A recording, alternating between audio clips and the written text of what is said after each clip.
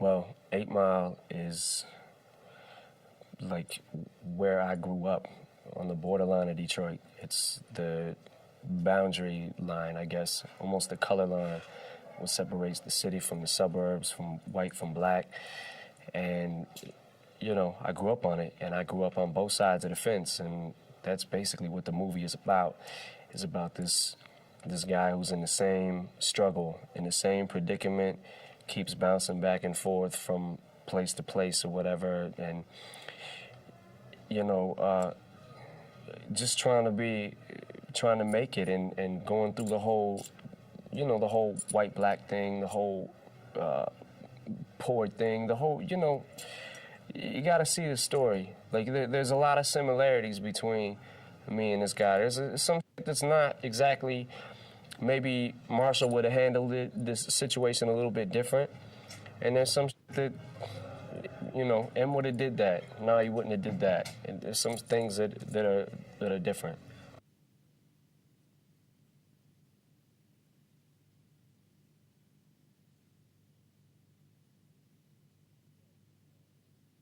Yeah, it was, because like I had to go back. Like I said, I had to strip myself of ego and everything, and go back and put myself in that position where I was reserved, and I was shy, and I was scared to like had it in me, but wasn't quite sure how to bring it out yet in a I don't know, in a positive way, I guess, and show people.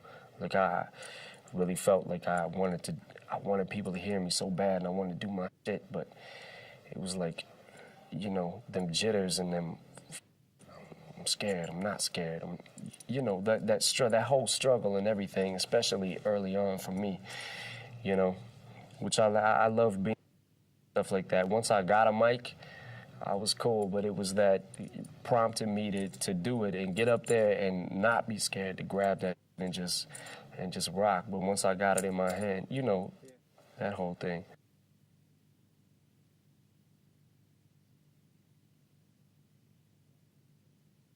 Well, the process basically was just living the movie. Like it got to a point where I really was Jimmy Smith Jr. I felt like I was that person in the music. In between takes, I don't know, man. We just worked really hard. Like I never seen Curtis Curtis was there before me. He was there after me, and I was pulling like 12, 14-hour days. 12-hour days at a minimum, like 6 days a week, so I couldn't help but feel like I was this person, getting into the clothes every day, and the whole, going through all the motions and everything. And that's why I said most of the music that I recorded, we had a music trailer set, and during downtime was writing and recording and stuff. Most of that music was recorded for the soundtrack, because that's what I really felt at the time, so.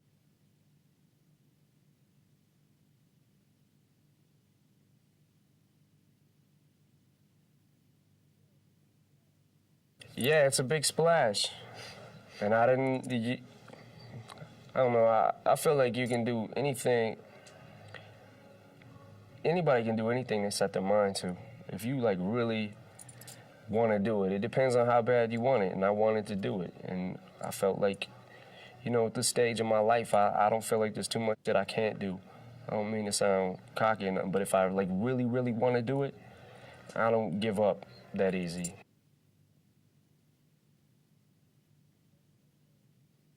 Well, at first, when the idea was brought to me, I couldn't give it like 100% concentration. I was doing so much other shit, like the Marshall Mathers LP. I was recording that, and it was in the process of that, and then touring and doing the D12 record. And I couldn't, once I gave it my full concentration and I knew that I could give it 100%, then that's when I decided, like, that's when I jumped into it and was like, okay, I'm gonna do it.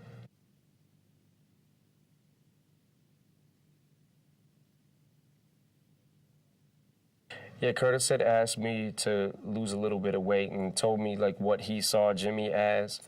And, I lost a good 15 pounds for that movie. And like really went on a strict diet and really was, exercising and doing my thing, in that way. I just, you know, and the hair, grew my hair back, the natural color and everything, and, you know, just didn't want to look like Eminem.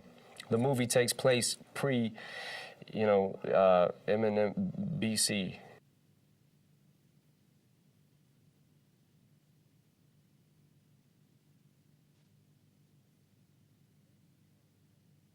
Every song is not going to be specifically about the movie. You know, it's going to be, like, I'm trying to, I don't know, spice it up a little bit. It's going to be, the soundtrack is going to be, you know, movie / Shady Records showcase to show you what's coming. You know, basically a showcase of letting you know what is about to happen or whatever with the label and stuff. So it's like, you know, a mixture of that. Some of the songs are about the movie. Some of the songs don't have anything to do with the movie. But it's still, the movie is about hip-hop, so in that aspect, the soundtrack is hip-hop, so.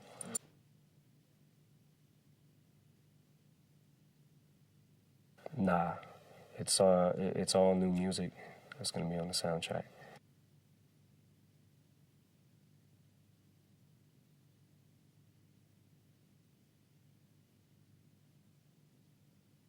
It was a lot of work, but luckily the film was shot in Detroit, you know, so Haley could come to the set, see me. I went home every single night, you know, see Haley at night, then get up.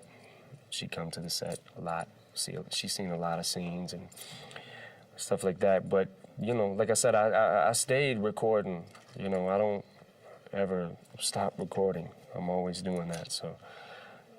But in hindsight, looking back on it, yeah, it was tough. It was a lot of work, but I'm glad I hope it pays off.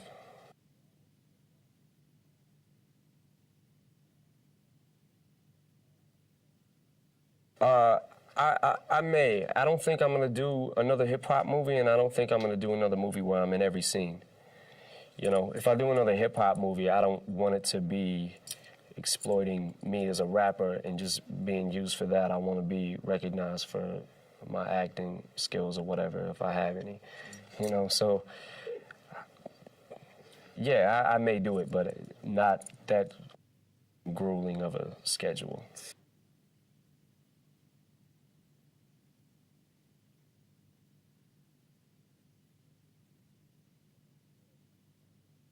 Yeah, I mean, that I have no control over.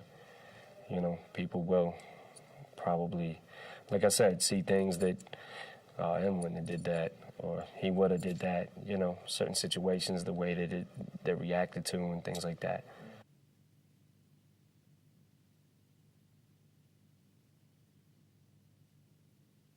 The next D12 record, Obi's record, and 50's record. Those are my things on my agenda. And in the meantime, you know, if I feel like recording something for me, I go in and do it. But just constantly making music.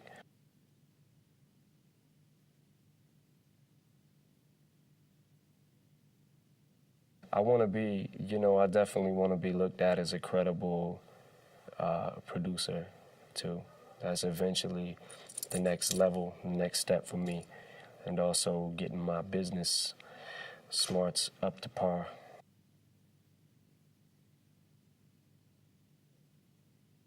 Yeah, I'm learning to be. I definitely have grown up a lot in the past couple years, and I'm keeping an eye on my money, man.